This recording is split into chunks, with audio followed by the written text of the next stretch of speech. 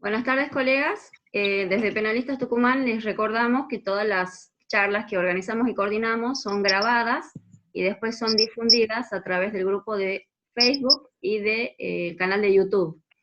Agradecemos al doctor y te doy la palabra, doctor Villafañe.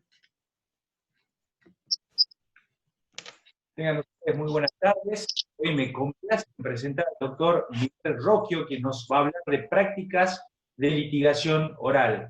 El doctor Miguel Rocchio, entre su currícula, egresado de la Universidad Nacional de Tucumán, especialista en Derecho Procesal Penal, especialista en técnicas de litigación por la Universidad Católica de Santiago del Estero y del Litoral, diplomado en Sistema Empresarial, universidad egresado de la Escuela de Defensores Latinoamericanos, docente de postítulo en el Diplomado de Litigación Oral de la Universidad de San Pablo T y doctor capacitador en técnicas de litigación del Grupo Formar. Sin más presentaciones, los dejo con el doctor Miguel para que comience su charla. Muchas gracias. Bien, muchísimas gracias. Primero déjenme agradecer a la doctora Anita y a todo el staff que hace posible este tipo de reuniones, que de alguna manera todos aprendemos en estas reuniones.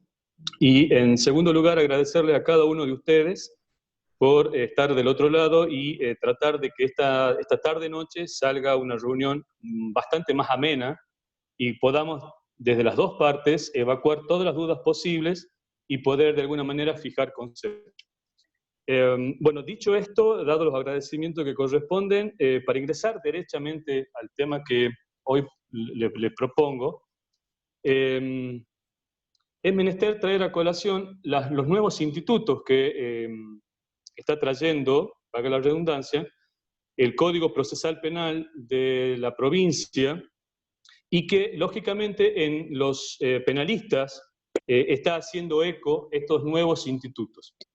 Ninguna duda tengo al respecto, doctores, que este nuevo sistema, el sistema de litigación, este nuevo sistema de hacer juicios, tiene institutos que son bastante revolucionarios para nosotros porque no estamos empapados de esa temática, no estamos entrenados como para poder soportar esta nueva forma de litigar.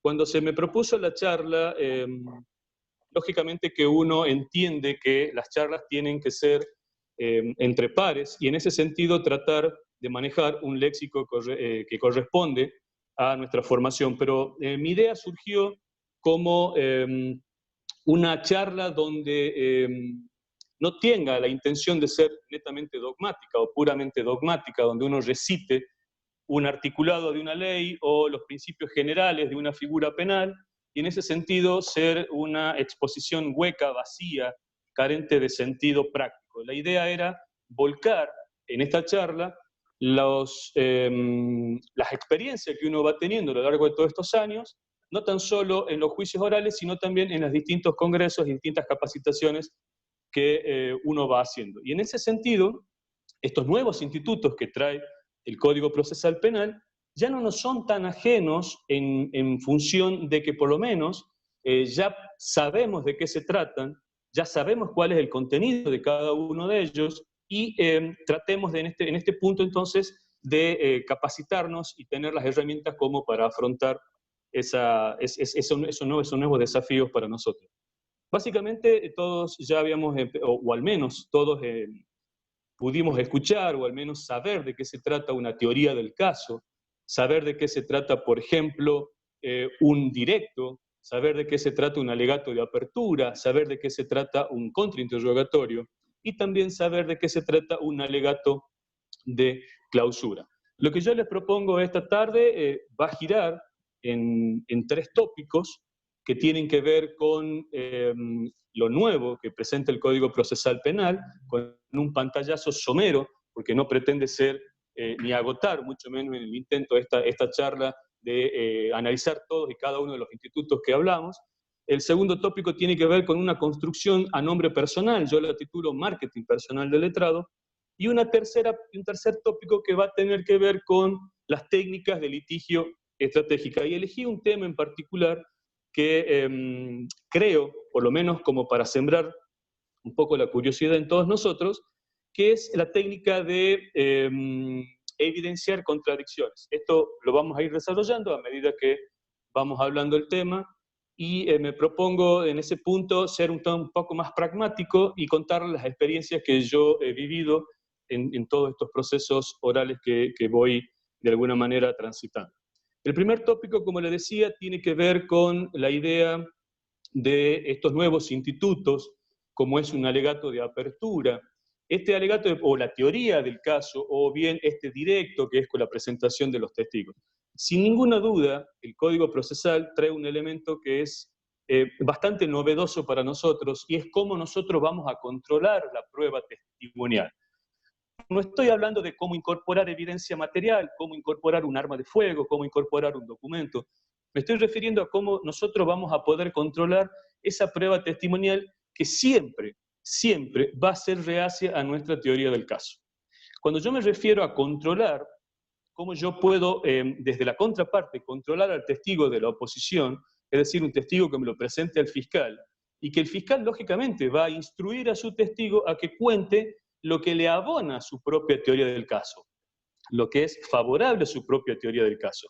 Y lógicamente que mi tarea como abogado contrario, como abogado defensor, sería poner en evidencia estos olvidos intencionales que tiene el fiscal y que lógicamente también va a abonar mi teoría del caso. Es básicamente la idea del contrainterrogatorio. El sistema anglosajón, que nosotros participamos, si se quiere, entre comillas, de esa escuela, la escuela anglosajona, la escuela que pregona la idea del contrainterrogatorio, tiene ciertos dichos en cuanto a cuando el resultado le es adverso. Le dicen faltó contrainterrogatorio. ¿Qué quieren decir con faltó contrainterrogatorio? Este contrainterrogatorio que va a ver con sacar lo oculto que dejó la parte que lo propone, tiene que ver con preguntas, tiene que ver con olvidos intencionales, como acabo de decir, y que esas preguntas, que son subjetivas, que son direccionadas por parte del interrogador, va a sacar a la luz ese elemento casualmente olvidadizo, pero que me es favorable a mi propia teoría. Los ejemplos más comunes tienen que ver con un interrogatorio directo, en el caso puntual de que el fiscal o la defensa le dice a su testigo, cuente todo lo que sabe.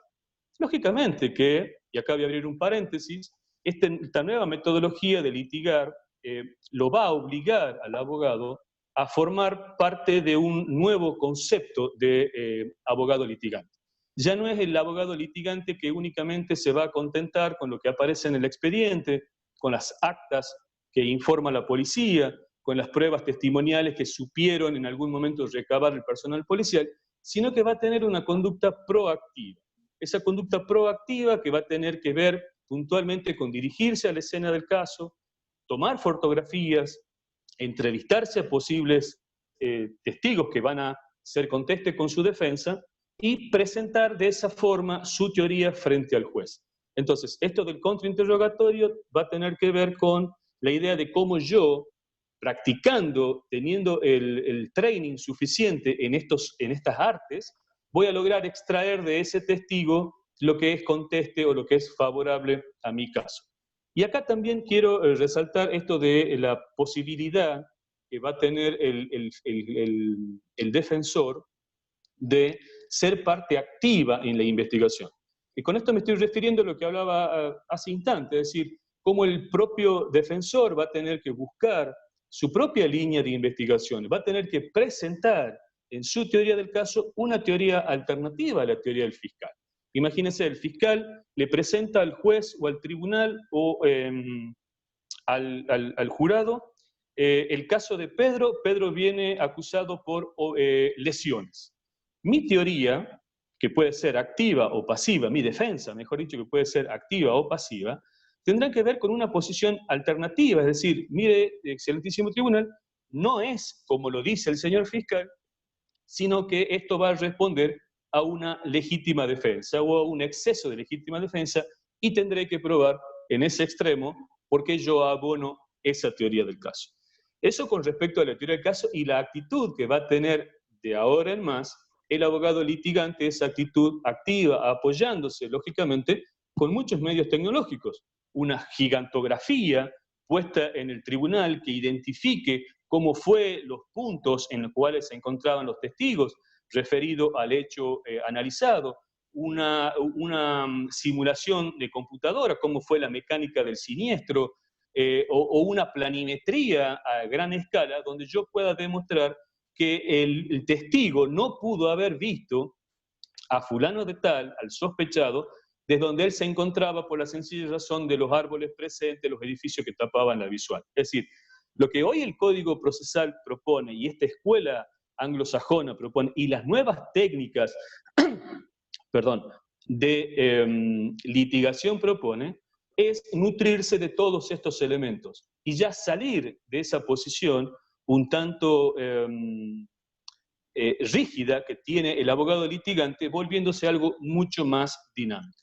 Eso es un pantallazo un tanto somero, porque insisto, no pretendo agotar toda la temática en esta charla, pero sí tratar de contar algunas experiencias.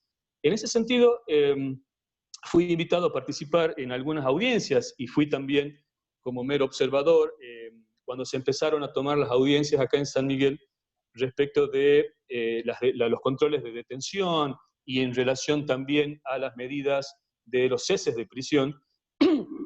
Y el abogado litigante lo que hace es recitar un conjunto de principios dogmáticos que trata de impresionar al juez. Créanme, el juez sabe derecho. El juez sabe cuándo hay un homicidio simple, el juez sabe cuáles son los elementos del tipo de una estafa, el juez sabe cuáles son los elementos objetivos de un arrebato. Es decir, lo que el juez no sabe es qué historia le voy a contar yo, qué teoría le voy a llevar, qué elementos le voy a llevar, cómo voy a probar que ese caso no es flagrancia, cómo voy a probar que ese caso es de legítima defensa.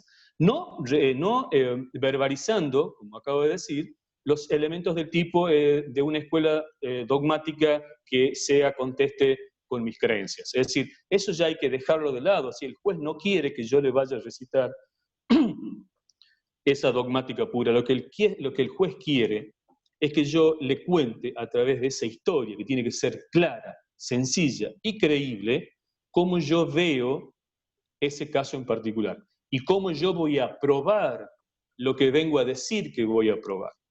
Entonces, eso con respecto a la teoría del caso, que es uno de los elementos.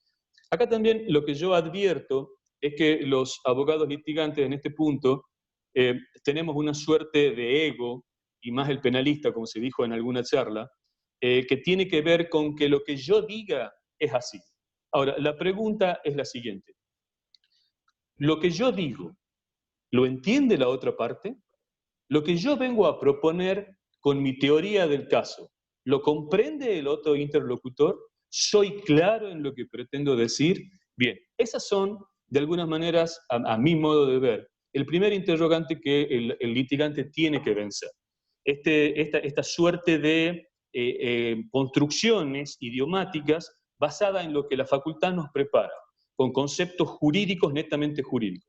Imagínense ustedes un juicio por jurado dentro de 2 o 3 años, donde yo le diga, sí, porque mi cliente obró con legítima defensa. Es decir, el tribunal, que es en este caso tribunal profesional, lógicamente que va a entender cuáles son los lineamientos que yo pretendo decir. Pero un jurado que está compuesto por personas, por ingenieros, por médicos, por chapistas, por albañiles, no tiene por qué saber cuál es la definición jurídica de flagrancia, o no tendrá por qué saber cuáles son los elementos del tipo. Ese es uno de los desafíos que tiene el abogado en este proceso.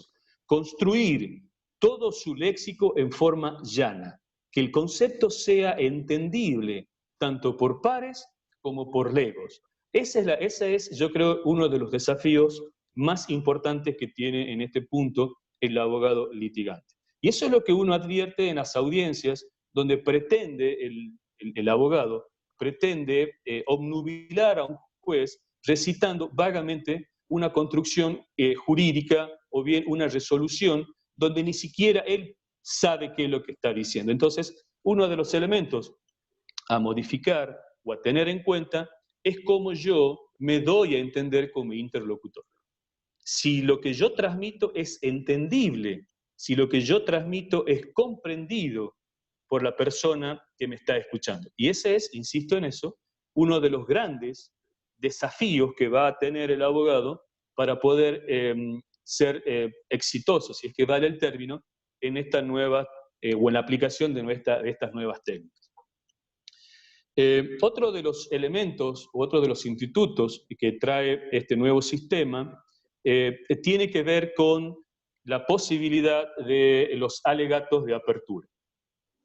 Estos alegatos de apertura, que tampoco voy a profundizar mucho en ellos, tiene que ver con una historia que la cuenta, que la narra una persona, que cómo él cree que sucedieron los hechos, cómo él cree que eso pasó y cómo va a ser él que esos hechos que él cuenta sean probados, qué medios de prueba va a utilizar.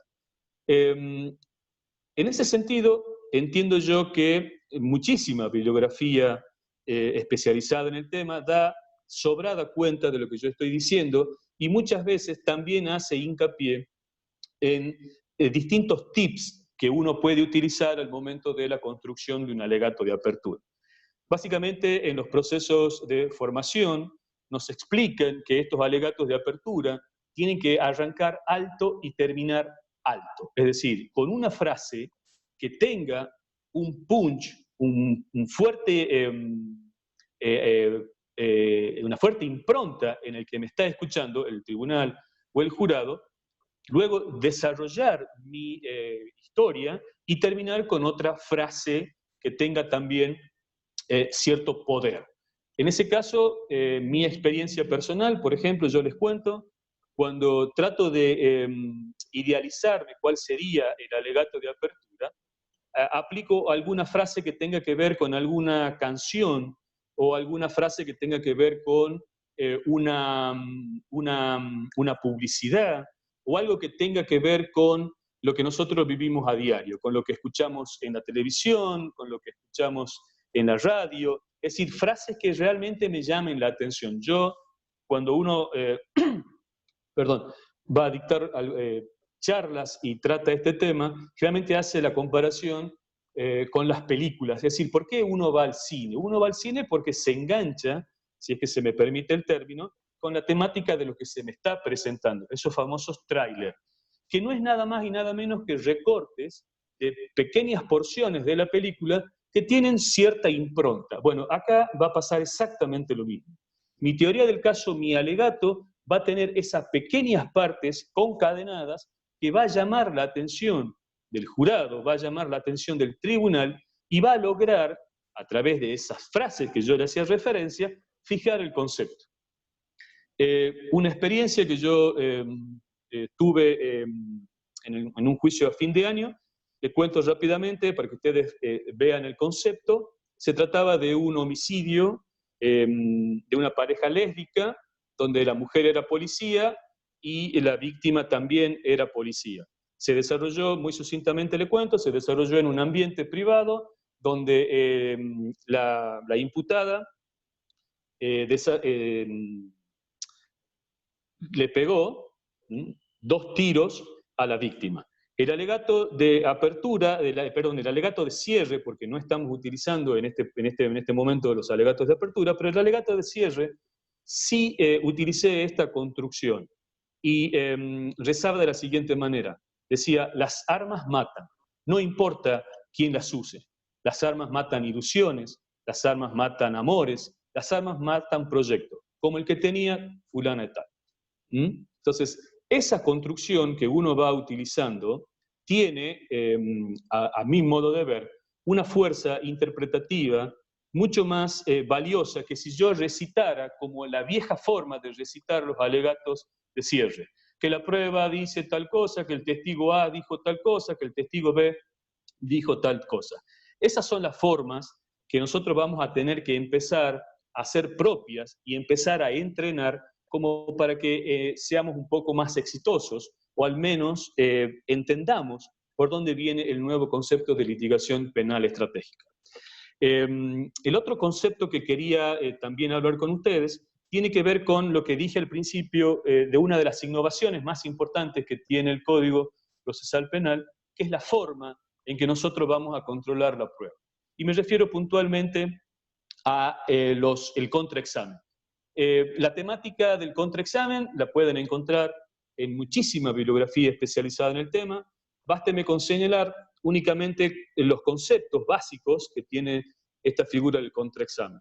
El contraexamen idealmente se formulan preguntas subjetivas cerradas, es decir, preguntas cuya respuesta sea sí o sea no. De esa forma yo voy guiando al testigo y voy sacando los elementos que el fiscal intencionalmente hizo que ese testigo se olvidase o lo ocultara. Y acá hay varias formas de hacer este contrainterrogatorio, es decir, un contrainterrogatorio que puede ser destructivo, en el buen sentido de la palabra, tanto de la persona que se presta como testigo, como de su propio testimonio. Es decir, básicamente uno, cuando aplica esta norma, por ejemplo, que tiene que ir seguida, si no, no va a funcionar nunca, tiene que ir seguida con un proceso de investigación por parte del abogado que propone este contrainterrogatorio. Lo más común es evidenciar, si voy a atacar a la persona del testificante, a su persona, normalmente lo que voy a investigar es si tuvo condenas anteriores, voy a investigar si tiene un raíz delictivo que haga habitué en el mundo del AMPA, o voy a investigar si en ese momento estuvo involucrado sentimentalmente con el declarante, con el imputado o con la víctima. Es decir, voy a hacer todo un trabajo que me permita a mí evidenciarle al tribunal o al juez que esta persona no es creíble. No es creíble por lo que acabo de comentar, no es creíble porque estuvo involucrada emocionalmente, fue la pareja de la víctima, o no es creíble porque está atravesando un proceso en otra sala por falso testimonio, o fue condenado en Buenos Aires por el mismo robo, o bien no es creíble porque en realidad la versión que viene a dar no es la misma que dio al momento que prestó declaración en la investigación penal preparatoria. Es decir, esos conceptos que yo voy a ir manejando de contrainterrogatorio destructivo a la persona o al testimonio, lógicamente, créanme que es muy difícil hacerlo de buenas a primeras. Esto va a llevar una suerte de training a través de prueba y error. Esto es un laboratorio donde uno va a empezar a buscar su propia impronta. Muchas veces se me consulta a mí, bueno, pero el contrainterrogatorio es necesario. Y acá también déjenme hacer una pequeña salvedad respecto de lo que uno entiende por contrainterrogatorio. Es muy normal, y yo también lo he vivido muchas veces, como que surge una necesidad por parte del abogado defensor de interrogar. Y creemos que si no interrogamos, nuestro cliente se va a enojar o estamos haciendo un trabajo a medias tintas. Hoy las nuevas técnicas de litigación hablan de que yo voy a contrainterrogar cuando yo pueda obtener de ese contrainterrogatorio alguna ganancia. Si el testigo, ¿qué pasa? Es un testigo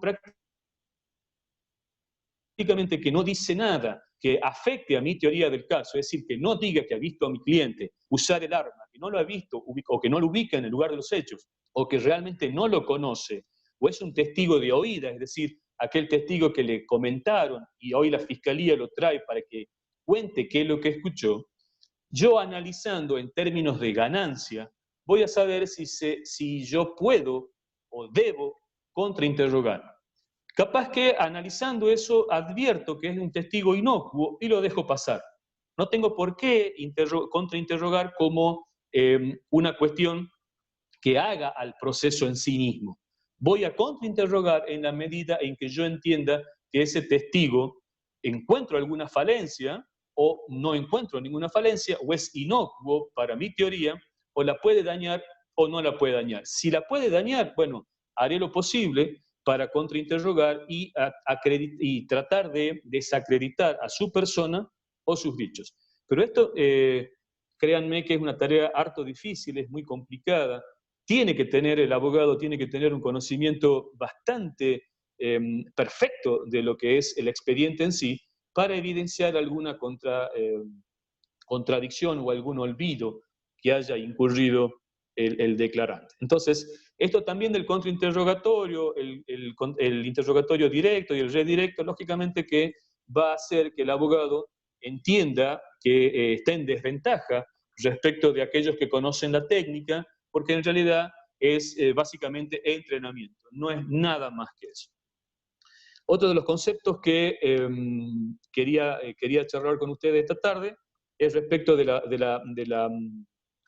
los alegatos de cierre, que tienen que ver con esto de que lo que hablábamos respecto de estas frases, que tienen un fuerte impacto al inicio, y después yo voy rejuntando la prueba que se produjo en juicio y termino de cerrar con otra fuerte frase. Un ejemplo que les quiero contar, también en un proceso donde intervine como defensor,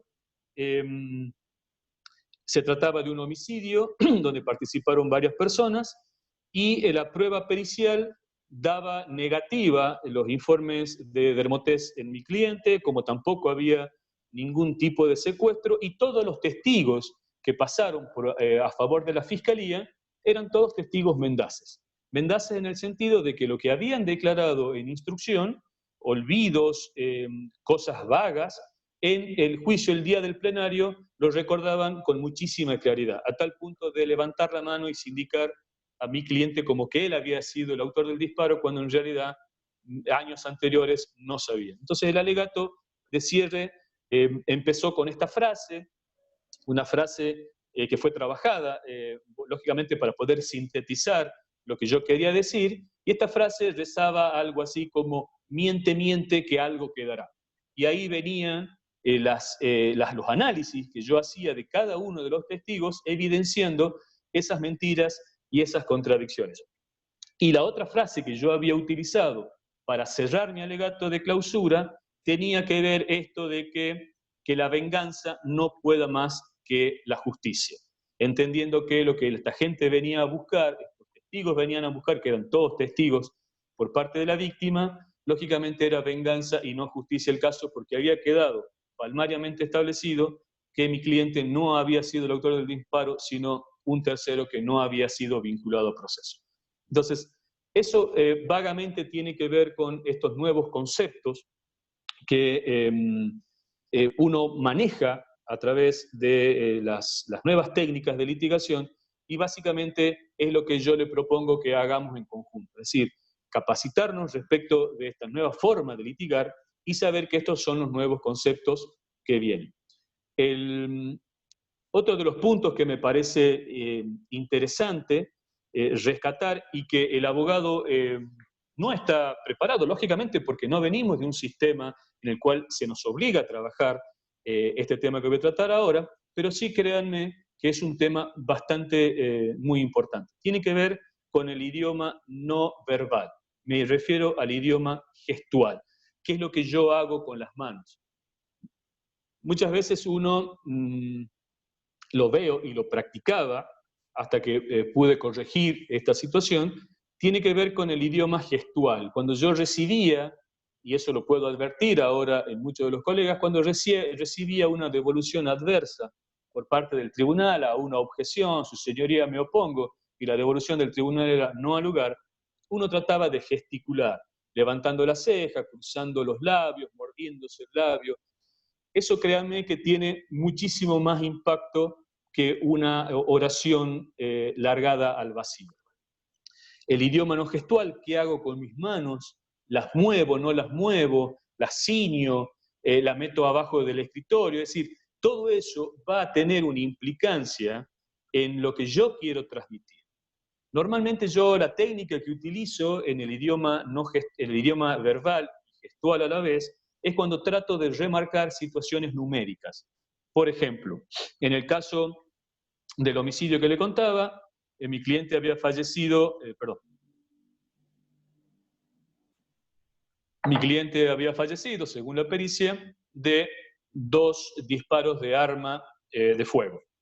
Con lo cual, cuando yo estaba contrainterrogando, o mejor dicho, cuando se me cede la palabra como como defensa, los movimientos que yo hacía eran dirigidos al tribunal, evidenciando en forma verbal y en forma gestual esos dos disparos de esta manera. Porque téngase presente, señor juez, que fueron 2 los disparos que efectuó la imputada a la víctima. Eso neurológicamente está probado en el idioma no verbal, que un gesto tiene la doble impronta de marcar en el interlocutor lo que yo pretendo decir. ¿Por qué? Porque lo estoy haciendo en forma visual, a través de los dedos, y también lo estoy haciendo en forma sonora, a través del tono de mi voz, remarcándolo y elevándolo un poco, porque eso es lo que me interesa que el juez sepa, que fueron 2 los disparos que efectuó la imputada hacia mi cliente. Es muy difícil que... Sí. Me parece que ya nos quedamos sin tiempo. Cuando se corte, bien. empezamos de nuevo al mismo ID, por favor. Gracias. Perfecto. A usted.